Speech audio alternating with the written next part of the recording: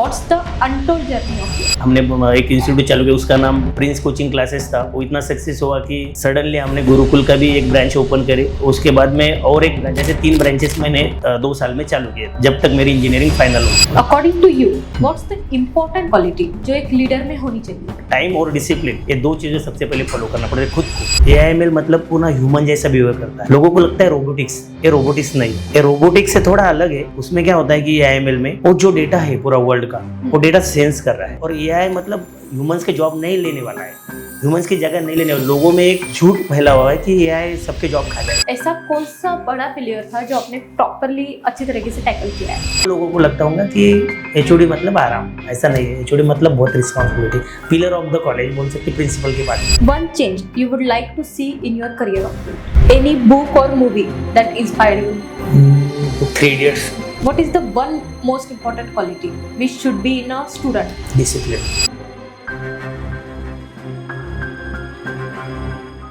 Hello sir. Hi, hello. Welcome to Education and Beyond with ABC Trainings. कैसे हो sir आप? बढ़िया हूँ मैम। आज अपने साथ है गणेश काले सर, जो कि HOD of AIML branch of Shreeyash college of polytechnic. So nice to see you here sir. Thank you for introducing me as a HOD of AIML। यहाँ पे आप लोगों ने हमें बुलाया, इनवाइट किया। मैं सबसे पहले आपके इंस्टीट्यूट का और आप सभी लोगों का धन्यवाद देना चाहता हूँ। Thank you sir. सो जैसे कि अगर कोई HOD आता है तो सबसे पहले हमें तो मतलब इम्पेशेंट रहते हैं हम उनकी जर्नी जानने के लिए। सो पहला क्वेश्चन तो आपसे यही करूँगी कि what's the untold journey of yours? सबसे पहले मैं ये बोलना चाहूँगा कि ये मैंने अभी कभी लाइफ में कोई भी चीज़ डिसाइड नहीं की है कि मैं आगे चल के HOD बनूंगा। सामने जैसे जैसे सिचुएशन आ गई उस हिसाब से मैंने एजुकेशन किया। और जो भी मैं सबसे पहले स्कूल मेरा जिला परिषद से हुआ है, मराठी मीडियम से, वो भी ग्रामीण में। और मेरे स्कूल में मेरा एक स्मॉल विलेज है जिसके अंदर 40 या 45-50 गाँव घर है। 300 लोग रहते वहाँ पे, एक छोटा सा गांव है। वहाँ पे मैंने स्कूलिंग की है 1st to 4th। वहाँ पे हम 4 ही बच्चे थे स्कूल में, एक क्लास में। उसके बाद में हमने हमारे बाजू के गांव में 7 किलोमीटर वहाँ पे पैदल जाके, पहले कुछ रोड की सुविधा नहीं थी तो हम पैदल जाते थे, पैदल आते थे। ऐसे हमने 5th to लेके 10th तक मराठी मीडियम में पढ़ाई की। उसके बाद में क्या हुआ है, गाइडेंस का जो इम्पोर्टेंस होता है, मैं आज वो अपने डिस्कस में मैं आपको ज़रूर बताऊँगा कि गाइडेंस नहीं होने के कारण कितना लॉस होता है। तो हमारा कोई एक सीनियर था गाँव में का, वो पॉलिटेक्निक कर रहा था। ऐसी बात हो गई, अच्छा होता है, चलो मैं पॉलिटेक्निक चला गया, गवर्नमेंट में मेरा नंबर लग गया। उसके बाद में इंजीनियरिंग की है। उसके बाद में दिल में आया, चलो UPSC का नाम सुना था ऐसे सोशल मीडिया पे। UPSC के चक्कर में हमने बहुत सी पढ़ाई की और दिल्ली में क्लास भी लगाए। और क्लास लगाए और हमारी पढ़ाई चालू हो गई। कुछ दिनों में लॉकडाउन आया, उसका सबसे बड़ा हमें ड्रॉबैक हो। और हम फिर रिटर्न आए, फिर घर पे बैठे थे, सोचा चलो क्या करते थे। हमारे एक टीचर थे जो मुझे प्रिंसिपल थे, उन्होंने एक ऐसे कॉल किया कि अभी क्या करो। मैंने बोला UPSC पढ़ाई करो। मतलब साइड बाय साइड आप क्या करो कि यहाँ पे लेक्चरशिप ज्वाइन कर लो। मैंने बोला चलो, जब तक लॉकडाउन खत्म नहीं होता तब तक ज्वाइन कर दे। तब लॉकडाउन में ऑनलाइन लेक्चर्स लेता तो उसके बाद में कंटिन्यू हो गया और ऑटोमेटिकली जैसे हार्ड वर्क किया और HOD भी बन गए। ऐसे कोई खास मतलब डिसाइड नहीं था। यस बिल्कुल। तो सर आपका एजुकेशन काय में हुआ है? एजुकेशन मेरा एजुकेशन पॉलिटेक्निक कंप्यूटर इंजीनियरिंग में हुआ है। और डिग्री हुई है BTech की, वो कंप्यूटर साइंस एंड इंजीनियरिंग में। और मास्टर भी हुआ है कंप्यूटर साइंस एंड इंजीनियरिंग में।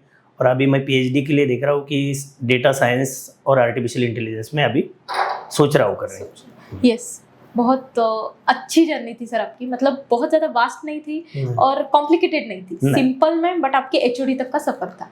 हाँ, सिंपल तक क्या हुआ है कि जैसे मुझे UPSC करना था, मैं एज अ 2nd ईयर में था, डायरेक्ट 2nd ईयर में मेरा इंजीनियरिंग में एडमिशन हुआ था। उसी टाइम क्या हुआ कि कोई बोली UPSC के लिए 11-12 के बुक्स पढ़ना पड़ते हैं बहुत से।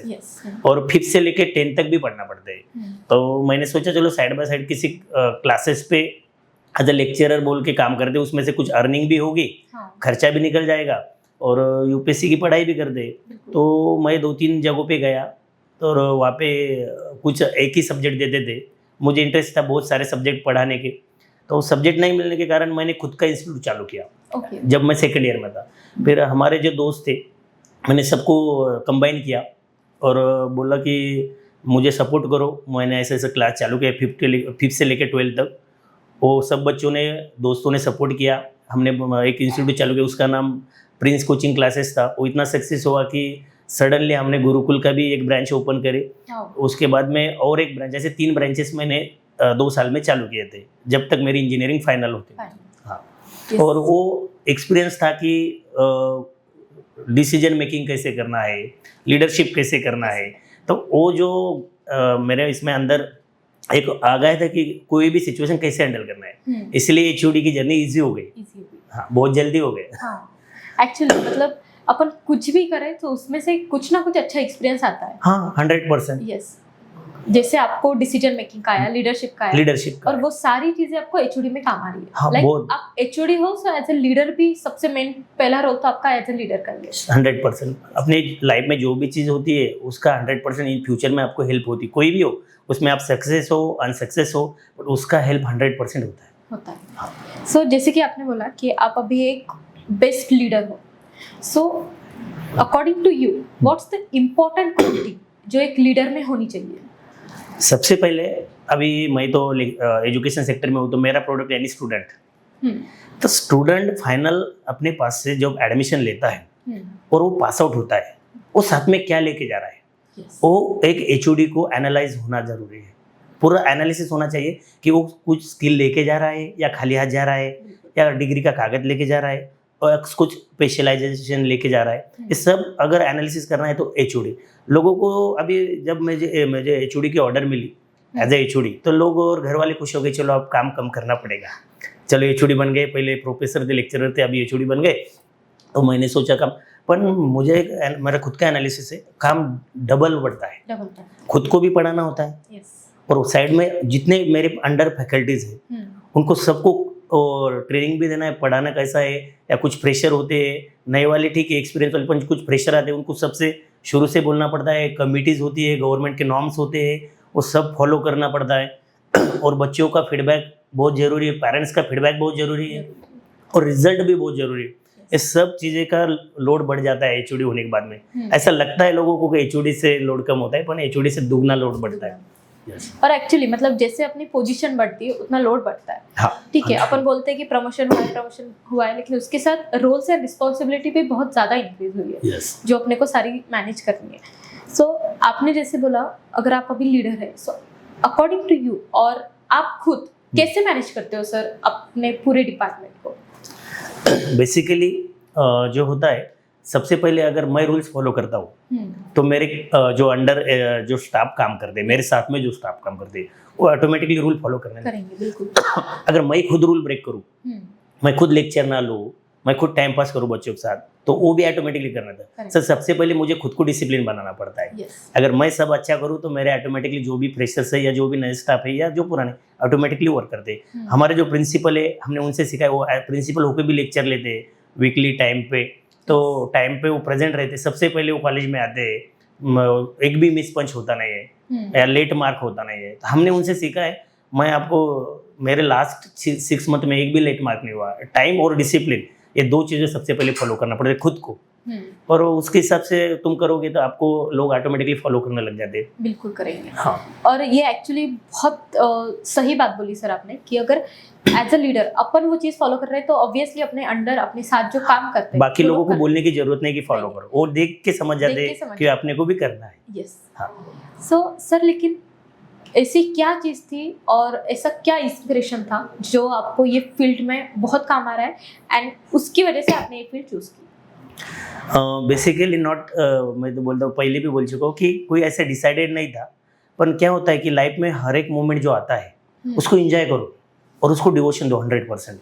वो ऑटोमेटिकली आपको अर्निंग भी करता है और आपकी लाइफ इजीली भी एक जगह से दूसरी जगह आगे बढ़ती है और ग्रोथ भी होती है। डिसाइड नहीं होने के कारण, पर जो अपना लास्ट एक्सपीरियंस होता है डिसीजन मेकिंग या लीडरशिप, जो मैंने जो क्लास में मुझे यहाँ पे जो फ़ायदा हुआ है, इसमें क्या हुआ है कि मुझे रिजल्ट्स जब अच्छे मिलने लगते हैं तो मुझे इंटरेस्ट आता है। यस। तो बच्चों में रिजल्ट्स देखने मतलब मेरे जो बच्चे स्टूडेंट्स, और अभी आपके एक एग्जांपल दो तो आपके इंस्टीट्यूट में भी मेरे स्टूडेंट यहाँ पे एज अ डेवलपर बोल के काम कर रहे हैं, ये मेरे लिए बहुत बड़ी बात है। और आपके इतने मल्टीनेशनल इंस्टीट्यूट में भी मेरे अगर स्टूडेंट काम कर रहे हैं, मुझे अभी पता चला कि आपके वहाँ आपके इंस्टीट्यूट में मेरे एक स्टूडेंट काम कर रहे हैं। यस। तो अच्छा लगा। ऐसे भी बहुत से बच्चे आते हैं। अभी एक लास्ट वीक में एक मुंबई में सिलेक्शन हुआ है एक बच्चों का, वो मुझे आके मिला और वो पेड़े लेके आया। जो फीलिंग थी ना वो बोल नहीं सकते। और मेरे एज में अगर कोई बच्चा बन रहा है मेरे अंडर तो फीलिंग वेल एंड गुड है। यस। ये बहुत बड़ी बात होती है, ये अचीवमेंट होती है हमारी। और फीडबैक बहुत इंपॉर्टेंट है। बहुत इंपॉर्टेंट है सर एक्चुअली। मतलब जैसे अपने यहाँ पे पहले प्रिंसिपल सर और भी आके गए, सो उनका भी यही था। जैसे उनको क्वेश्चन आया कि जब स्टूडेंट अचीव करता है कुछ तो और बाद में अगर आपको मिलता है सो वो फीलिंग क्या है। सो सबका वही था कि वो इतनी अच्छी फीलिंग होती है कि अपन ने सिखाया हुआ स्टूडेंट आज इस मुकाम पे पहुंचा है। सो अपने को बहुत ज़्यादा सेटिस्फाइंग लगता है कि स्टूडेंट की अचीवमेंट तो है लेकिन अपने अंडर वो उसने किया है सब कुछ, तो बहुत ज़्यादा प्राउड की मोमेंट अपने लिए रहती है। हाँ बिल्कुल।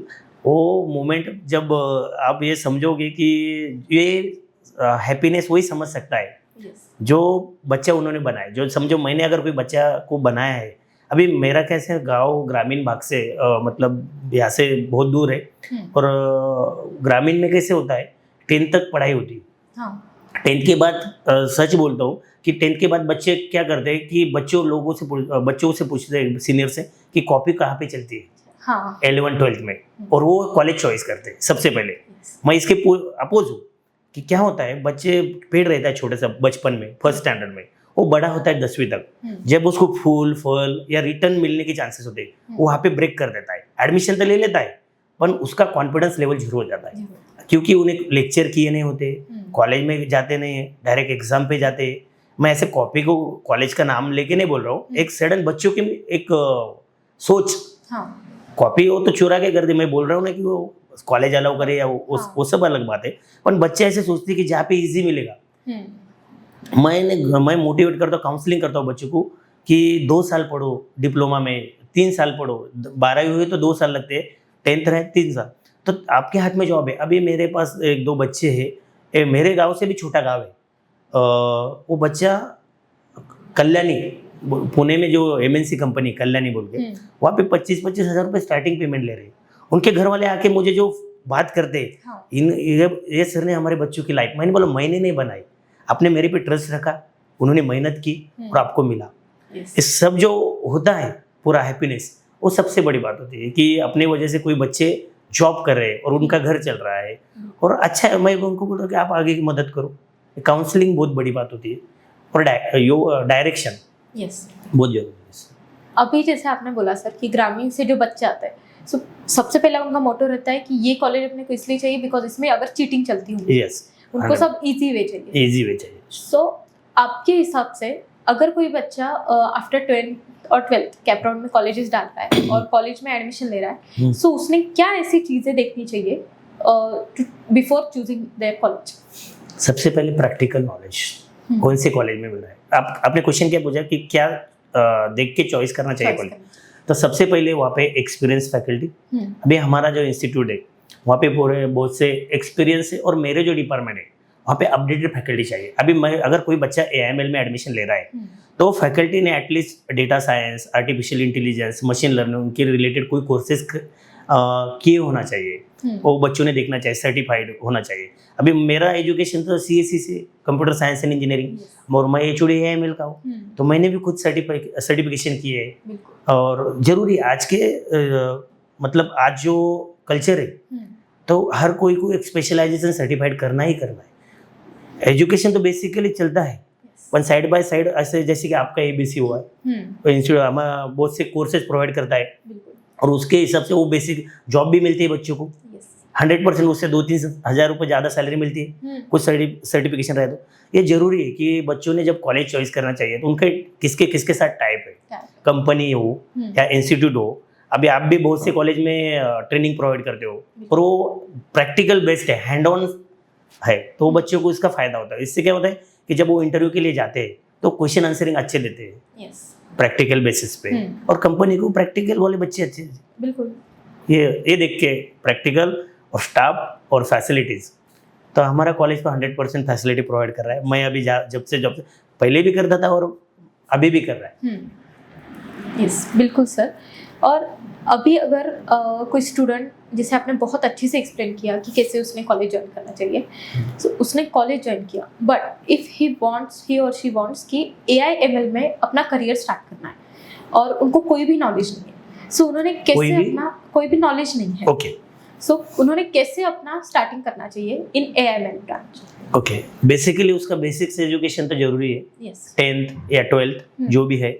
उसके बाद में अगर वो सोच रहा है किसी के कहने से कि AI/ML में एडमिशन लेना है, तो सबसे पहले उसका लॉजिक्स अच्छा होना, लॉजिक्स और मैथ्स, ये दो चीज़ें AI/ML में उसका इंटरेस्ट पहले से होना। क्योंकि जो भी है वो AI/ML मतलब पूरा ह्यूमन जैसा बिहेव करता है। लोगों को लगता है रोबोटिक्स, ये रोबोटिक्स नहीं है, ये रोबोटिक्स से थोड़ा अलग है। उसमें क्या होता है कि AI/ML में वो जो डेटा है पूरा वर्ल्ड का, वो डेटा सेंस कर रहा है, और सेंस करता है, और उसके मशीन लर्निंग क्या होता है, उसके ऊपर वो आउटपुट प्रोवाइड कर रहे हैं। और जो भी है उसकी लॉजिकल थिंकिंग अच्छी होनी चाहिए कि ये ऐसा है। अगर मुझे फॉर एग्जांपल अगर मैं आपसे बात करूं, अभी अपना सुबह कॉल हुआ कि सर आपकी आज 5 बजे हमारे वहाँ पे अपॉइंटमेंट है, किस रिलेटेड है कि पॉडकास्ट वगैरह, तो वो डेटा ये डेटा है जो हमने जो बात की, वो डेटा है, वो कॉल पे हुए, वो कहीं ना कहीं एक्सेस हो रहा है और उसके ऊपर डेटा प्रोसेसिंग हो रही है। अपने जो कुछ कॉमन वर्ड है जो रिपीटेड यूज हुए हैं, सर गूगल मैप का लोकेशन या क्रांति चौक, तो मुझे क्या होता है सजेशन मिलते बाद में। मैं जब भी गूगल ओपन करूँ या क्रोम ओपन करूँ या इंस्टाग्राम ओपन करूँ या यूट्यूब ओपन करूँ, मुझे कुछ सजेशन मिल रहे हैं कि क्रांति चौक में दूसरा एक रेमंड का शॉप है, क्रांति चौक में ये है, वो सब AI कर रहा है। तो डेटा पूरा प्रोसेस कर रहा है और आउटपुट दे रहा है, और मुझे सजेशन आ रहा है। एडवर्टाइज क्यों आती है अपने को बार बार, या एक कोई भी वीडियो अपन रिलेटेड इंस्टा पे देखते हैं तो उसके रिलेटेड ही आते हैं, आप फॉलो करो या ना करो, ये सब AI। और AI मतलब ह्यूमंस के जॉब नहीं लेने वाला है, ह्यूमंस की जगह नहीं लेने वाला। लोगों में एक झूठ फैला हुआ है कि AI सबके जॉब खा जाएगा। AI ग्रोथ कर रहा है, AI इंडिया को ग्रोथ कर रहा है। जैसे कि अभी एक लास्ट मंथ में एक सुना है कि 6th जनरेशन चाइना ने एयरक्राफ्ट बनाया है। वो बैठे ऑटोमेटिकली खुद ऑपरेट कर रहा है, खुद एनिमी को फाइंड आउट कर रहा है, खुद अटैक कर रहा है मिलिट्री रोबोट से। ये AI ने ही बढ़ाई है ना, तो ये ग्रोथ हो रही है। जगह वगैरह कोई लेने वाला है, तुम जितना AI के कोर्सेज करोगे उतना फ्यूचर अच्छा रहेगा। बिल्कुल, AI एक्चुअली मतलब ये मीथ फैला है बहुत कि AI अपनी जॉब ले रहा है, बट AI के साथ काम करो, आपकी जॉब टिक के है। AI में काम करो, AI में स्पेशलाइज बनो, और आप कोई भी इन्वेंशन कर सकते हो AI में। ऐसा मतलब अंडर द सन, इसका सिलेबस ही अंडर द सन है कि आप स्पेस क्राफ्ट बनाओ, कुछ भी कर सकते हो। मतलब जो सोचा वो आप डिजाइन कर सकते हैं AI के अंदर। अभी किसी ने सोचा था कि रॉकेट लॉन्च करने के बाद में रिटर्न आएगा, अभी वो SpaceX उसने सक्सेस करके देखा। ये सिर्फ थिंकिंग थी कि एक बार रॉकेट जाने के बाद, लॉन्च होने के बाद में उसका जो डिवाइस है लॉन्चिंग का, वो रिटर्न नहीं आ सकता है, आ रहा है। सोचो AI कर देगा। ड्राइवरलेस कार सोच लिए, बन गई। ये सब AI कर रहा है। जॉब्स मिल रहे हैं AI के कोर्सेज करने के बाद में, बहुत जॉब मिल रहे हैं, जॉब गए नहीं। और मैकेनिकल इंजीनियर है, सिविल इंजीनियर है, इलेक्ट्रॉनिक्स इंजीनियर, इनकी जॉब तो सेफ ही। सिविल कंस्ट्रक्शन तो काम बंद गिरने वाला नहीं है, गाड़ी का इंजन बंद गिरने वाला नहीं है, उनकी भी जॉब उसे वैसे सेफ है। ये एक अलग ब्रांच है। बिल्कुल सर, आपने बहुत अच्छी से ये डाउट क्लियर किया है कि AI में ऐसा नहीं है कि जॉब नहीं है करके। AI में काम करो, आपको 100% जॉब है। सो लेकिन ना बहुत बार फिर भी ये स्टेज पे आने के बाद भी स्टूडेंट कंफ्यूज रहते हैं, और अपन कह सकते हैं कि उनको फिर ओनली IT में कंफ्यूजन है कि अपन AI/ML करें या और कोई डिपार्टमेंट करें। सो वो टाइम पे प्रॉपर डिसीजन नहीं ले पाते। तो आप उनको कैसे गाइड करेंगे? ऐसे बच्चे का कैसा होता है, अभी मैं आपको, मेरे पास तो दिन भर हम बच्चों के साथ रहते हैं। बच्चे क्या सोचते हैं कि मुझे सब आना चाहिए। ये सबसे गलत बात है। आप कोई भी एक चीज पकड़ो, बाकी सब्जेक्ट में तुम 40 मार्क्स लो, पर एक टेक्नोलॉजी ऐसी पकड़ो कि उसमें आपको जॉब करना है और उसमें स्पेशलाइज बनो। और जो बच्चों का कंफ्यूजन है कि कंप्यूटर में या AI में किधर जाना है, तुम पकड़ लो, डेटा एनालिस्ट बनो, डेवलपर बनो, डेटा प्रोसेस, मतलब बहुत से जॉब है। टेस्टिंग के जॉब से एक पकड़ लो टेक्नोलॉजी और उसमें तुम 100% जॉब करो। लिसन, हमने अभी लास्ट 6 मंथ पहले मेरे ब्रांच की इसरो में विजिट थी, इंडस्ट्रियल विजिट। तो उसमें हमने इसरो में गए, वहाँ पे हमने जो डायरेक्टर थे उनका स्पीच सुना। तो वो बोले कि हमारे इसरो में हर साल ओनली एआई के इंजीनियर लगते हैं। ये इसरो का डायरेक्टर का स्टेटमेंट है और फ्रंट ऑफ में मेरे सामने बोला है कि बच्चों को भी बोला है कि ऐसे ऐसी वेबसाइट है, ऐसे ऐसे अप्लाई करना है। और डिप्लोमा पे लोग बोलते हैं कि एआई को डिप्लोमा पे और कंप्यूटर को जॉब नहीं, बहुत जॉब है। एक ऐसे डेटा प्रोसेसिंग के लिए अभी जो भी अभी सैटेलाइट्स है वो क्या करते हैं, डेटा कैप्चर करते हैं और उसको प्रोसेस करने के लिए इंजीनियर लगते हैं। तो एआई के डिप्लोमा के इंजीनियर्स बहुत से हर साल आई थिंक 100 या मोर देन 100 स्टूडेंट उनको इसरो में लग रहे हैं, गवर्नमेंट जॉब्स में AIML के। तो ये लोगों को पता नहीं है कि एआई के जॉब्स कहाँ पे। तो तुम थोड़ा किसी अच्छे से इंस्टीट्यूट या किसी अच्छे से टीचर से कांटेक्ट में रहो और एआई में कहाँ पे अपॉर्चुनिटी आपको पता चल जाएगा। बिल्कुल सर। सो अभी अपने स्टूडेंट्स के डाउट्स तो ऑलमोस्ट सॉल्व हो गए, लेकिन अगर कॉलेज में जैसे वो लोग प्लेसमेंट का भी बहुत देखते हैं, बराबर, तो आपके हिसाब से कॉलेज ने इंडस्ट्री के साथ कैसे टाइप करना चाहिए? सबसे पहले वो इंडस्ट्री का प्रोडक्ट कौन सा है, इंडस्ट्री मल्टीनेशनल है, इंडस्ट्री के सब वहाँ पे अपना बच्चा जा रहा है, यानी वो कॉलेज की इमेज जा रही है, कॉलेज का प्रोडक्ट जा रहा है ना। इंडस्ट्री तो बहुत सारे प्रोडक्ट डेवलप कर रही है, पर हमारा प्रोडक्ट वहाँ जाके काम कर रहा है हमारा स्टूडेंट। तो वहाँ पे बच्चा जाने के बाद में उसको 100% उसका जो अभी बहुत सी कंपनी में बोलता हूँ कि अभी आईटी में भी एक ट्रेंड चालू है कि इंजीनियर बोल के भर्ती कर रहे, मतलब जॉब ज्वाइन कर लेते और डेटा एंट्री पे रख देते। बिल्कुल ऐसी इंडस्ट्री में कॉलेज ने नहीं सेंड करना चाहिए। कॉलेज में उसको 100% उसका नॉलेज और उसके ऊपर ग्रोथ ये डिसाइड करके टाइप करना चाहिए। कोई भी इंडस्ट्री से अगर जॉब ज्वाइन मतलब टाइप कर रहा है या यूज कर रहा है साइन, तो वो बच्चे वो कंपनी सर्विस प्रोवाइडर है, मैन्युफैक्चर है, अगर mechanical civil mechanical electronics electrical की है, वो सर्विस वाली है या प्रोडक्ट डिजाइन करने वाली है, और आपका बच्चा वहाँ जाके क्या काम कर रहा है, एक साल में उनका एलुमनी बुला के फीडबैक लेना बहुत जरूरी है। आगे वो इंस्टीट्यूट सोचता है कि आगे चल के बच्चे वहाँ पे भेजना है या नहीं भेजना है, और एलुमनी का बहुत बड़ा रोल होता है कि जहाँ से अपने बच्चे पास आउट होते हैं, जो कैंपस में सेलेक्ट होते हैं वो वहीं पे नहीं रहते, वो स्विच करते हैं नंबर ऑफ टाइम्स। तो उनका एक्सपीरियंस बच्चों के साथ अगर शेयर होता है तो बच्चों को भी एक रास्ता मिल जाता है कि कैसे कैसे कहाँ पे जाना है और कौन सी तैयारी करना है। यस, सो अभी इंडस्ट्री का हुआ कि वैसा करना है, लेकिन आई थिंक सो कुछ ना कुछ ये कॉलेज पे भी डिपेंड है, एंड आपने बहुत अच्छी से एक्सप्लेन किया है। बट अपने इंडियन के स्टूडेंट्स का मोस्टली क्या होता है कि इंडिया का एजुकेशन सिस्टम इतना अच्छा नहीं है, लाइक फिर कभी क्या इंडिया का एजुकेशन सिस्टम इतना वास्ट नहीं है, अच्छा नहीं है। यस, सो इसके ऊपर मैं एक जवाब देना चाहूँगा। यस, पहले आप कंप्लीट कर लो। सो मेरा वही था कि अगर ऐसा है स्टूडेंट ने प्रॉपर कॉलेज रेगुलर करने चाहिए, या फिर साथ साथ अगर वो जॉब कर रहे हैं या फिर कोई कोर्सेज कर रहे हैं सो वो भी ओके, या पहले प्रॉपरली कॉलेज कंप्लीट करना चाहिए। ओके, क्या होता है मैडम, गवर्नमेंट में जो एक्सपर्ट बैठे, फॉर एग्जांपल अभी पॉलिटेक्निक में MSBT का बोर्ड है, वो बहुत स्पेशलाइज पर्सन होते हैं कि जो सिलेबस डिजाइन करते हैं। अगर उनका सिलेबस अच्छे से पढ़ा तो बच्चों का हर एंगल से नॉलेज बढ़ना है। बिल्कुल, वो पूरा आता है कॉलेज के ऊपर कि वो जो सिलेबस डिजाइन किया है, बच्चों को योगा से लेके बच्चों के टेक्निकल तक ये सब MSBT डिजाइन करती है पूरा 100%। अगर वो 100% इम्प्लीमेंट हुआ तो मैं सोचता हूँ कि बच्चा एक्सलेंट ही बनना है।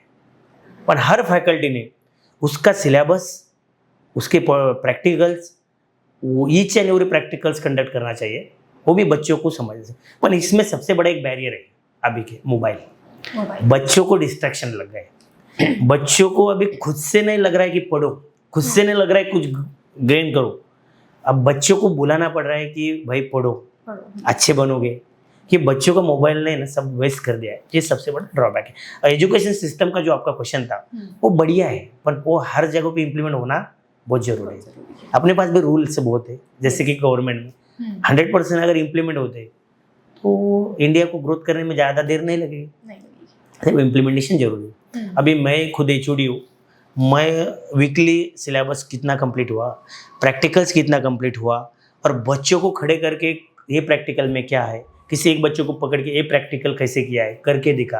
अगर 100% फीडबैक लेता हूँ मैं वीकली डेली, तो 100% बच्चा आगे जाएगा। हाँ, सिलेबस के बारे में मैं ज़्यादा कुछ बोलूँगा नहीं, डिज़ाइन का है अच्छा है, पर और उसमें कुछ ऐड करते हैं तो बढ़िया होगा। बिल्कुल। मतलब स्कीम से गवर्नमेंट्स के वो स्कॉलरशिप देते हैं, बहुत से स्कॉलरशिप है बच्चों को पढ़ने के लिए मार्केट में, हर एक कास्ट के लिए, इवन तो ओपन के लिए भी है, रहने के लिए, खाने के लिए सब है। फीस में अभी लड़कियों के लिए फ्री एजुकेशन है। मैं एक ऐसा सोच रहा हूँ कि गवर्नमेंट ने जैसे फार्मर्स, मैं अभी आई एम प्राउड भी फार्मर है, मैं खुद एक फार्मर हूँ, तो हमें साल में बहुत से पैसे मिलते हैं कि क्रॉप लोन हो, मतलब 2000 रुपीज़ 3 मंथ्स में, ऐसे बहुत से पैसे आते हैं। कोई आती मतलब नुकसान होता है क्रॉप का, वो भी आते हैं। तो मैं अभी ये सोच रहा हूँ कि गवर्नमेंट ने कुछ टेक्नोलॉजी की जो चीज़ें तो बच्चों को प्रोवाइड करना चाहिए। या सब्सिडी दो, तो परसेंटेज में दो, 80% गवर्नमेंट देगा, 20% लैपटॉप्स दो, बच्चों को कुछ ना कुछ दो। क्योंकि अभी मैं एक सोच रहा हूँ कि अपने जो बच्चे मराठवाड़ा के जो ग्रामीण एरिया से बिलोंग करते हैं, 90% बच्चों के पास लैपटॉप्स नहीं, और वो कंप्यूटर इंजीनियर बन रहे हैं। मतलब वो तुम एक क्षेत्रीय बना रहे हो और उसके पास तलवारी नहीं खुद की, तो वो बहुत ज़रूरी है कि गवर्नमेंट ने उसमें थोड़ा फंडिंग करना बहुत ज़रूरी है कि आईपैड्स या लैपटॉप्स हो, कुछ भी हो, जिसका जो ब्रांच है उसके लिए जो भी इंस्ट्रूमेंट मिल रहे हैं वो देना चाहिए। होंगे बहुत से, मैंने इतना पढ़ा नहीं स्कीम कौन से, पर मेरे ख्याल से तो हर एक कॉलेज में 100% इम्प्लीमेंट करना चाहिए। सो सर, अभी जैसे आप फार्मर है और आप एचओडी के साथ साथ फार्मिंग भी करते हैं, सो कहाँ पे सर आपकी खेती और आप पूरा वो कैसे मैनेज करते हैं? मैम एक्चुअली क्या हुआ है कि मेरे पिताजी फार्मर है। ओके। टोटली मेरे मतलब टोटल 5 अंकल और मेरे पिताजी 6, टोटल 6 लोग हैं। उनमें हम 9 ब्रदर्स है, मतलब और हमारे जो पूरे जो अंकल वगैरह है, कोई जॉब में नहीं, कोई गवर्नमेंट सर्वेंट नहीं, प्राइवेट सेक्टर नहीं, पूरे फार्मर्स है। तो हम लोगों ने सोचा कि हम थोड़ी पढ़ाई करते, तो हम सब अच्छे, मेरा अभी छोटा भाई एक नितिन बोल के, वो अभी फ्रांस में जॉब कर रहा है, उसको 48 लाख का पैकेज है। मेरा एक भाई है परकिंस में है, कोई सब अच्छे जगहों पे प्लेस हो गए, कोई बिजनेस में है, तो सब अच्छे जगहों पे प्लेस हुए। तो मतलब ये नहीं होता कि फार्मर्स का बच्चा आगे नहीं जाता है या गरीब का बच्चा आगे नहीं जाता है, और मनी तो लगती नहीं पढ़ाई के लिए। क्योंकि मेरा खुद का एक्सपीरियंस है कि मैं जब इंजीनियरिंग करता था तो मैं क्लासेस खुद के चालू किए थे, तो पैसा मेरे लिमिट से ज़्यादा आ गया था मेरे पास। मैंने वो पैसे में यूपीएससी की भी ट्रेनिंग ली है। दिल्ली में मैंने एक अच्छे इंस्टीट्यूट में, रवि और वज्राम इंस्टीट्यूट में ट्रेनिंग ली है। बाद में लॉकडाउन आ गया, पर पैसा कमाया और पढ़ाया कहीं हमने। हमारे मतलब घर वाले सब फार्मर थे, और हमें पैसे की ऐसे लगाए नहीं कि पैसा लगता है पढ़ने को, खुद जनरेट करता है। अगर आपकी चाहत हो तो ऑटोमेटिक पैसा आ जाता है। और अभी तो पैसा लग रहा है भी नहीं पढ़ाई में, सब गवर्नमेंट के स्कीम आ गए। हाँ, और ऑनलाइन भी डेटा मिल रहा है। हाँ। अभी पहले ज़माने में क्या होता था, कोई अगर डिक्शनरी देख के वर्ड सोचना पड़ा, अभी तो मोबाइल में सब कुछ मिल रहा है, पढ़ाई इजी हो गई। अभी कर सकते हो तुम पढ़ाई। तुम्हारा जो कहना है कि आप जॉब के साथ साथ खेती कैसे मैनेज करते हो, तो सबसे पहले जो I am thanking to my college, उनका जो टाइम है 8 से लेके 3:30 बजे तक। ओके।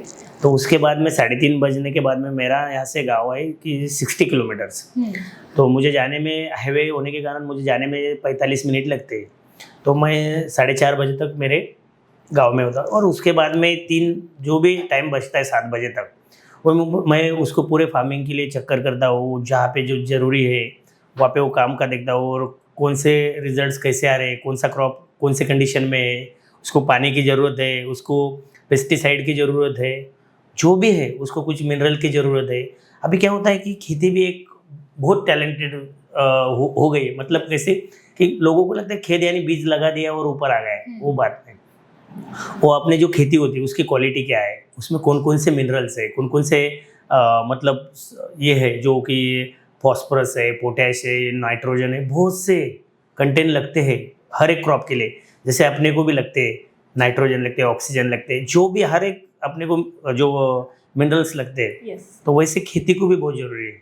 अपने पे तो थोड़े आराम से असर करते हैं, पर खेती पे बहुत ज़्यादा जल्दी असर करते थे वो, क्योंकि उसका एज पीरियड अपना कैसे रहता है 70 to 80 ईयर्स, यस।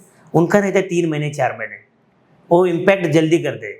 और उसमें क्या होता है खेती में भी कि बहुत से अलग अलग कंपनी की अलग अलग दवा होती है, और फार्मर कंफ्यूज है कि कैसे किसको करना है, मतलब कौन सी दवा लेना है, कौन सी कंपनी की लेना है, कौन से रिजल्ट क्या है। अगर मैं फंस जाता हूँ, डुप्लीकेट्स लेता हूँ या अच्छे रिजल्ट्स वाले नहीं लेता हूँ, तो उसमें क्या होता है रिजल्ट आने की वेटिंग में वो टाइम पीरियड निकल जाता है और क्रॉप की कंडीशन खराब हो जाती है। वो मैं सब 4:30 से लेकर 7 बजे तक करता हूँ डेली। और संडे को मैं 100% मेरा जो टाइम है वो मैं खेती के लिए देता हूँ। और जॉब के साथ साथ खेती, और खेती के साथ साथ और भी मुझे फार्मर कनेक्टिविटी का बहुत एक इंटरेस्ट है कि मेरे पास number of 50,000 farmers social media के जरिए, मोर देन 50,000 कनेक्ट है। और कांटेक्ट पे मेरे पास 20,000 के से ज़्यादा नंबर्स मेरे मोबाइल में है, और सब हम कॉन्टैक्ट्स में रहते हैं और क्वेश्चन आंसरिंग चलती है। कुछ मिलने के लिए आते संडे को, बातचीत होती है, कुछ सैंपल्स सॉइल लेके आते हैं कि इसमें कौन सा क्रॉप आता है, इसमें कौन से, अगर एक फॉर एग्जांपल देना है, मेरे जो क्रॉप सॉइल है उसमें अगर नाइट्रोजन का ऑलरेडी प्रमाण है, नाइट्रोजन यानी जो भी ब्लैक सॉइल होती है उसमें नाइट्रोजन ज़्यादा होता है। और कोई भी जो अनएजुकेटेड फार्मर है वो शॉप में जाके क्या करता है, इसके 2 बैग्स दो, उसके 2 बैग्स दो, सबके सैंपल लेके आता है और मिक्स करके डाल देता है। अगर कोई भी चीज़ ह्यूमन बॉडी में भी ज़्यादा होती है तो उसकी रिएक्शन होती है। अगर यूरिया ऑलरेडी ज़मीन में है और आप ऊपर से भी नाइट्रोजन दे रहे हो, यूरिया मतलब नाइट्रोजन, और ऊपर से भी नाइट्रोजन दे रहे हो और ज़मीन में भी नाइट्रोजन है, तो वो क्रॉप खराब हो जाता है। और उससे क्या होता है, लोग क्या स्प्रेड कर देते हैं कि खेती पूर्ति नहीं है, उसका बेनिफिट नहीं है। पर मैं जब से लॉकडाउन से खेती कर रहा हूँ 100% मेरा 3 गुना इनकम बढ़ गया है खेती का, और पैसा भी कम लग रहा है। जो चीज़ ऑलरेडी सॉइल में है उसको देने की ज़रूरत नहीं रहती है। अभी जिंक है, फेरस है, बोरॉन है, बहुत चीज़ें है उसमें। अगर टाइम नहीं, मतलब टाइम का अपने पास ये है नहीं, तो बहुत सी चीज़ें है कि जो सॉइल में ऑलरेडी होती है और उसकी जानकारी हर एक फार्मर ओनर को होना ही ज़रूरी है। और वो बहुत, और उसके बाद में क्या है कि संडे का हो गया, उसके बाद में मेरा डेली अप डाउन है। और क्या होता है कि एक अटैचमेंट है, एक फीलिंग है खेती के साथ। मैंने आईटी में भी जॉब किया है 6 मंथ, और आईटी का जॉब इसलिए छोड़ा कि मुझे खेती जाने नहीं देते। जब लॉकडाउन ख़त्म हुआ, जो मेरे एक जीजा जी है उन्होंने मुझे खेती का इंटरेस्ट, वो पहले एक पुणे के एमएनसी कंपनी में जॉब करते थे, और वो 2008 के टाइम में कुछ एक आया था, चिकनगुनिया बोल के आया था। उस टाइम वो इंसिडेंटली घर पे आए थे और उनको भी ऐसे खेती का इंटरेस्ट जनरेट हो गया। आज जितना पैकेज है उसके 4 गुना ज़्यादा कमा रहे हैं खेती में, और ग्रोथ भी इतना किया है, सब डेवलपमेंट किया है और मशीनरी यूज करे। उनका मैं भी लॉकडाउन में उनका गाइडेंस लिया है। जो भी मेंटर है मेरे फार्मिंग के, वो मेरे जीजा जी है अकोलकर बोल के, उन्होंने मुझे मेंटर की शिप दी है और अच्छे से बोला कि ऐसे ऐसे करने, मैं जल्दी ग्रोथ पकड़ लिया मैंने। नहीं तो मुझे सीखने में 10 साल लग जाते खेती के, और उन्होंने हर टाइम पे, हर सेकंड पे उन्हें मुझे गाइड किया, और मैं भी आगे चल के थाउजेंड्स ऑफ फार्मर को गाइड कर रहा हूँ, और उनसे उनका इनकम बढ़ रहा है और जो लगने वाला खर्चा है वो कम हो रहा है। और होता क्या है कि अभी जो आईटी में जो जॉब कर रहे हैं पुणे, मुंबई या बेंगलोर सिटी में, और वो क्या करते हैं कि वीकेंड पे ऐसे मतलब समुंदर किनारे या ऐसे हिल्स पे जाते हैं खुद के लिए फ्रेश करने के लिए। तो मेरा ऐसे, मैं रोज़ खेती में हूँ, मैं हर दिन फ्रेश होता हूँ। मैं अभी भी आज 3-3:30 बजे तक जॉब करके यहाँ पे आया हूँ। तो आदमी खेती वाला कभी थकता नहीं, एनी टाइम एनीवेयर फ्रेश रहता है। मैं यहाँ से जाने के बाद में 4:30 बजे के बाद में भी फ्रेश मूड में काम करता हूँ, और मुझे खेती अच्छे सपोर्ट कर रही है और मैं उसका शुक्रगुजार हूँ, और घर वाले भी सपोर्ट कर रहे हैं। यस, बिल्कुल सर। एक्चुअली मतलब अभी के लोगों का बहुत है कि खेती में बहुत प्रॉब्लम्स आती है, बट मैं तो ऐसा बोल रहा हूँ कि आपका जो इंस्टीट्यूट है वो टेक्नोलॉजिकल स्किल प्रोवाइड करता है। मैं तो रिकमेंड कर रहा हूँ आपको खेती के भी स्किल और खेती के भी क्लासेस, वर्कशॉप चलाओ, क्योंकि बहुत जरूरी है। और सबसे ज़्यादा स्टूडेंट को खेती फार्मर ही मिलेंगे। इंडिया में सबसे ज़्यादा लोग क्या कर रहे हैं, खेती कर रहे हैं, और वो मतलब स्टूडेंट ही हो गए। उनको अगर अच्छा गाइडेंस मिल गया तो उनका भी 100% ग्रोथ बढ़ने वाला है। बिल्कुल। बराबर है। Yes actually. और सर जैसे आप एचओडी के साथ साथ एचओडी एज ए जॉब कर रहे हैं एंड खेती आप वी कैन से कि वो एक बिजनेस है आपका। बिजनेस है। सो जॉब और बिजनेस आप एक साथ कर रहे हैं, हाँ। बट आपके वो बिजनेस में आपको कुछ फेलियर्स भी आए होंगे डेफिनेटली, जो आपने इतने साल से कर रहे हैं। So, कुछ तो फेलियर्स भी आए होंगे। सो ऐसा कौन सा बड़ा फेलियर था जो आपने प्रॉपरली अच्छी तरीके से टैकल किया है एंड विच इज रिमेम्बर, आपको बहुत ज़्यादा याद है? क्या हुआ है कि साल 2020 में जो कि जिंजर मतलब अदरक बोलते, आले बोलते हिंदी में उसको, मराठी में अदरक बोलते और इंग्लिश में उसको जिंजर बोल रहे हैं। तो क्या होता है कि मैंने वो खेती लगाई और लगाने के बाद में उसका कॉस्टिंग बढ़ता है, मतलब तकरीबन उसको 2 लाख का खर्चा आता है 1 एकड़ में। और वो भाव लॉकडाउन की वजह से क्या हुआ, जो रेट था सेल्स का वो गिर गया, जितना खर्चा किया उससे भी ज़्यादा खेती में नहीं निकला और मैं डिमोरल हो गया।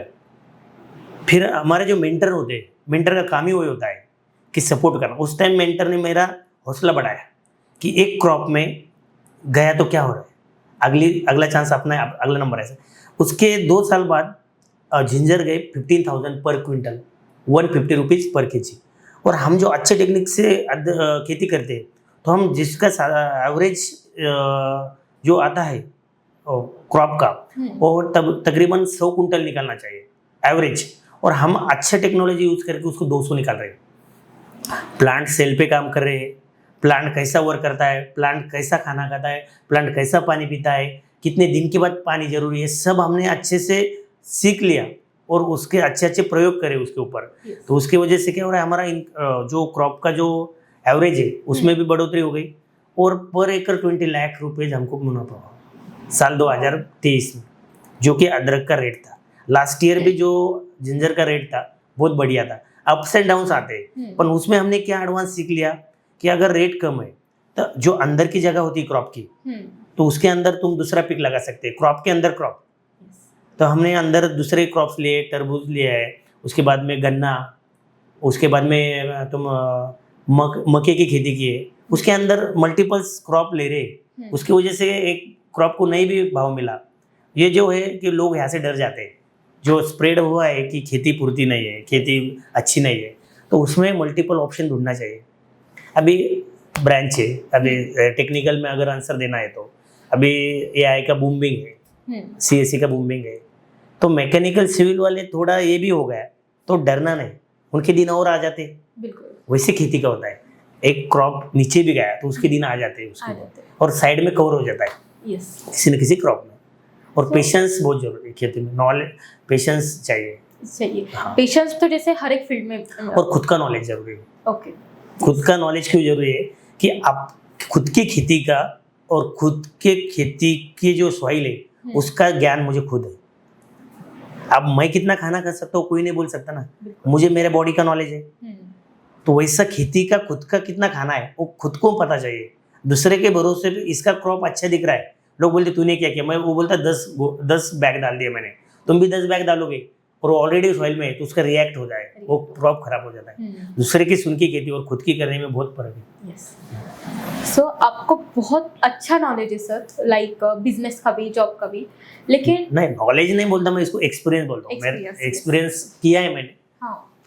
सो आपके हिसाब से अब जैसे इंडिया बहुत बिजनेस की तरफ जा रहा है, सारे एंटरप्रेन्योर्स बाहर निकल रहे हैं, सब लोग कुछ ना कुछ तो स्टार्टअप कर रहे हैं। सो अकॉर्डिंग टू यू कि अपने एजुकेशन सिस्टम में ऐसा क्या चेंज आना चाहिए जो बच्चों को एंटरप्रेन्योर बनने के लिए सपोर्ट करे?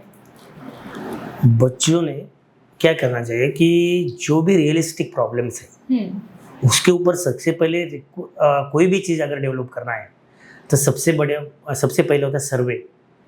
तो इंडिया के लोगों ने सर्वे करना चाहिए कि इंडिया में क्या बिकता है, क्या बिक सकता है।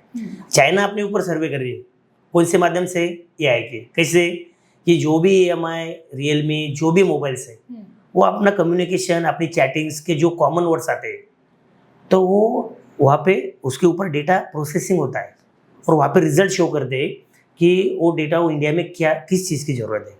इंडिया क्या कर रहा है कि अपने यहाँ के प्रॉब्लम्स पे ध्यान ही नहीं दे रहा है। मतलब मेरे पॉइंट ऑफ एंगल से, मैं पूरे ये नहीं बोल सकता कि उन्होंने खुद, मैंने कैसे किया लॉकडाउन में कि काउंसलिंग की बहुत ज़रूरत है फार्मर्स को। यस। मैंने वो बिजनेस बना लिया। मतलब मैंने सोच लिया कि फार्मर्स को 80% फार्मर को पता नहीं है कि खेती में क्या डालना है और क्या नहीं डालना है। तो भी मैं भी इतना कर रहा हूँ, तो मैं अकेला तो पूरे खेती नहीं बदल सकता। मेरे पास हर गांव में से खाली 10 फार्मर है, तो 100 गांव में से हर थाउजेंड्स बन गए, पर बाकी फार्मर्स भी है। यस। तो वैसे इंडिया ने आईटी सेक्टर या टेक्नोलॉजी में प्रॉब्लम्स देखो और थिंक करो और उसका सोल्यूशन निकालो। यही तो ग्रोथ है, यही तो डेवलपमेंट है, यही तो इकोनॉमी है, और यही तो आपका इनकम सोर्स है। प्रॉब्लम्स आप देखोगे तो ही सोल्यूशन मिलेगा। बिल्कुल यही रहता है प्रॉब्लम्स का। कोई भी चीज़ अगर इंडिया में है तो इंडिया के पॉइंट ऑफ से सबसे पहले मैं एक ही मैसेज दूंगा कि प्रॉब्लम्स ढूंढो और उसके ऊपर सोल्यूशन निकालो। बिल्कुल। और अभी सर अगर अपन एचओडी की बात करें, सो अकॉर्डिंग टू यू, अगर मैं ये पूछूं कि एक ऐसा कोई मिथ जो सब में है कि अबाउट एचओडी, कि एचओडी के बारे में ऐसा मिथ है जो सब लोग करते हैं, मानते हैं। ओके, लोगों को अभी हम इंस्टीट्यूट में क्या होता है कि हर एक को लगता है कि हमारे अंडर जो काम करते हैं, जो भी स्टाफ है, वो हमारा काम करते हैं या उनसे हम काम करवा के लेते हैं।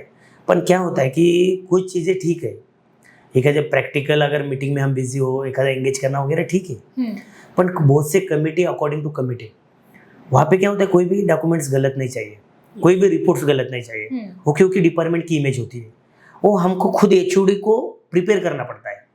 कोई भी कैलकुलेशंस है, कोई भी सिलेबस डिज़ाइन है, मतलब प्लानिंग करना है। अभी सडनली तुम्हारा क्या होता है एकेडमिक में एनुअल फंक्शंस आ जाते हैं, स्पोर्ट्स आ जाते हैं, उसके अकॉर्डिंग बचा हुआ सिलेबस कवर करना पड़ता है, एक्स्ट्रा लेक्चर्स, ये सब प्लानिंग हमको करना पड़ती है। और लोगों को मतलब ऐसा लगता होगा शायद कि एचओडी करवा लेते होंगे, पर ऐसा नहीं होता है कि जो भी रिस्पॉन्सिबल बड़ी रिस्पॉन्सिबिलिटी थी खुद क्यों कर दे, क्योंकि वो गलत नहीं होनी चाहिए। अगर मेरा नीचे वाला गलत दे रहा है तो मैं आगे वैसे गलत फॉरवर्ड कर रहा हूँ, क्योंकि वो मतलब एक्सपीरियंस उसका प्रेशर होता है। तो मेरा एक्सपीरियंस मैं एचओडी क्यों बनता हूँ, जब मुझे बहुत सा एक्सपीरियंस आ जाता है उसके ऊपर मैं कैसे काम करना है और कैसे सॉल्यूशंस निकालना है हर एक चीज़ का। तो वो लोगों को लगता होगा कि एचओडी मतलब आराम, ऐसा नहीं है। एचओडी मतलब बहुत responsibility, pillar of the college बोल सकते, प्रिंसिपल के बाद में बात करते हैं। हाँ, डिपार्टमेंट पिलर बोल सकते हैं। सो अभी जैसे एआई का बहुत है और आगे भी बहुत ज़्यादा जाएगा, बट आपको क्या लगता है sir, India in next 5 to 10 years किस फील्ड में बहुत ज़्यादा स्कोप रहेगा और इंडिया कैसे डेवलप करेगा? इंडिया में टैलेंट की बहुत कमी नहीं है, मैं ये बोल सकता हूँ। इंडिया में बहुत टैलेंट है, ओपन पर्टिकुलर अच्छे जगह पे यूज़ होना चाहिए। अभी रिसेंटली कल परसों मैंने इंस्टाग्राम या सोशल मीडिया पे देखा है कि कौन सा वो एक ऐप है चैट जीपीटी का, वो इमेज कार्टून जैसे बना रहे हैं। हाँ, जुबली ऐप। यस। ओके, तो वो जितने स्पीड से स्प्रेड हुआ है हर गांव में, हर खेड़े में, हर घर में, और हर यूज कर रहा है। ऐसे अगर हर टेक्नोलॉजी हर घर में इतने रैपिडली जाती है, अच्छी टेक्नोलॉजी जिसके ऊपर आप कमाई कर सकते हो, जिसके टेक्नोलॉजी के ऊपर आप कुछ सॉफ्टवेयर डेवलप कर सकते हो, इतने रैपिडली अगर वो हर घर में, हर एरिया में जाती है, तो इंडिया 10 साल में 1 साल में ग्रोथ करेगा। पर बच्चे क्या कर रहे हैं कि जो टाइम पास जो चीज़ें हैं वो गेन कर रहे हैं, और जिसके ऊपर अभी यह है कि हर किसी के मोबाइल में एआई के टूल्स है, चैट जीपीटी है, अभी वो ऐप के बारे में बोल रहे हैं हम, जुबली, वो सब के मोबाइल में। एजुकेशनल ऐप्स कितने हैं आपके मोबाइल में? स्टूडेंट के मोबाइल में एजुकेशनल ऐप्स कितने हैं? नोट्स कितने हैं? आपकी इमेजेस देखो गैलरी में और आपके नोट्स देखो कितने हैं। वो गलत बात हो गई। अभी बच्चों ने क्या किया है कि पढ़ाई के ऊपर थोड़ा आना चाहिए, क्योंकि अभी 10 साल पहले लोग बहुत पढ़ाई करते थे, अभी कम हो गया। थोड़ा पढ़ाई करो और थोड़ा स्किल बढ़ाओ। स्किल बढ़ाने से क्या होता है कि आप भूखे नहीं मरोगे और इंडिया ग्रोथ करेगा। आप कुछ भी स्किल करोगे, स्किल गेन करोगे, तो कुछ भी आप डेवलप कर सकते हो और कोई भी चीज़ आप मतलब बेच सकते हो। अभी चाइना आपके ऊपर बिजनेस कर रहा है, अमेरिका बिजनेस कर रहा है, इंडिया कब करेगा खुद के ऊपर बिजनेस? ये बहुत ज़रूरी है। हम बिजनेस कर रहे चाइना के प्रोडक्ट बेच के, अपने वहाँ देखो एमआई के शोरूम्स, वीवो के शोरूम्स, रियलमी के शोरूम्स, अपने शोरूम्स का है, वीडियोकॉन। क्वालिटी बिल्ड करो, अच्छी क्वालिटी प्रोडक्ट बनाओ और बेचो, इंडिया का ग्रोथ होगा। और अभी तो मैं बाकी पॉलिटिक्स में तो जाना नहीं चाहता वहाँ पे, तो इंडिया 100% 5 साल में बहुत आगे जाएगा। आगे। और जो वर्ल्ड में अभी मेरा एक छोटा भाई है जो विदेश में रहता है फ्रांस में, उससे मेरी डिस्कस होती है कि वो बोलता है कि इंडिया की जो बैंकिंग सेक्टर है वो वर्ल्ड में नंबर 1 है। वाह। यूपीआई जो है उसने एक्सपीरियंस किया। मैं तो अभी बाहर इंडिया के बाहर गया नहीं, पर वो घूमता रहता है बहुत से देश। तो इंडिया की बैंकिंग सेक्टर में बहुत स्ट्रांग है। फ्रॉड होते हैं क्योंकि अपनी लोक संख्या ज़्यादा है, फ्रॉड भी हो सकते हैं क्योंकि हर कोई चीज़ को अभी रोड है गाड़ी है तो एक्सीडेंट है, पर उसमें जितना इंडिया का हैंड है बैंकिंग सेक्टर में पेमेंट बहुत फास्ट है और इंडिया ऐसी से ग्रोथ हर सेक्टर में करेगा ऐसे मुझे लग रहा है। बिल्कुल। सो जैसे सर अपनी अभी स्किल्स पे बात हुई, सो ऐसा क्या है कि एजुकेशन के साथ साथ स्टूडेंट्स ने ये स्किल्स भी अपने अंदर ग्रो करनी चाहिए? सबसे पहले मार्केट में कौन सी स्किल की ज़रूरत है वो फाइंड आउट करना चाहिए। ओके। अभी आपके जैसे इंस्टीट्यूट है और भी है मार्केट में, उन्होंने क्या करना चाहिए कि इंस्टीट्यूट को एडमिशन लो मत लो, पर उनसे मुलाकात करो।